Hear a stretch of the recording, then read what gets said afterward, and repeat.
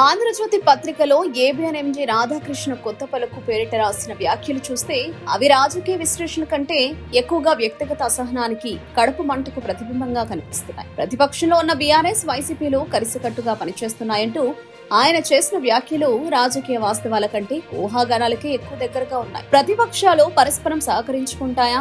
అవసరమైతే అవును, అది ప్రజాస్వామ్యంలో సహజమైన ప్రక్రియ. కానీ దాన్ని తన యజమాని చంద్రబాబుపై జరుగుతున్న కుట్రగా చిత్రీకరించడం రాధాకృష్ణ రాజకీయ ఎజెండాను బట్టబయలు చేస్తోంది.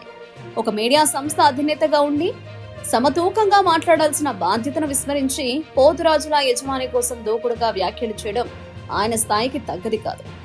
తన పత్రికలో కొత్త పలుకు అనే కాలం పేరుతో రాధాకృష్ణ వ్యక్తిగత అక్కసునంతా బయటపెట్టడం మరింత విచారకరం.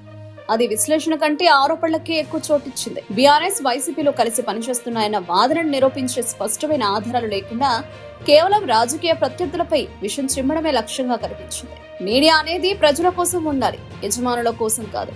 రాజకీయ విమర్శలు చేయొచ్చు, ప్రశ్నలు వేయొచ్చు, కానీ అవి వ్యక్తిగత భక్తికి, కడుపు మంటకు అద్దం పట్టేలా ఉండకూడదు. రాధాకృష్ణ తాజా వ్యాఖ్యలు చూస్తే ఆయనలో జర్నలిస్టు కంటే రాజకీయ కార్యకర్త ఎక్కువగా మాట్లాడుతున్నాడన్న భావన ప్రజల్లో బలపడుతోంది. ఇదే ఆయన విశ్వసనీయతకు పెద్ద సవాలుగా మారుతోంది.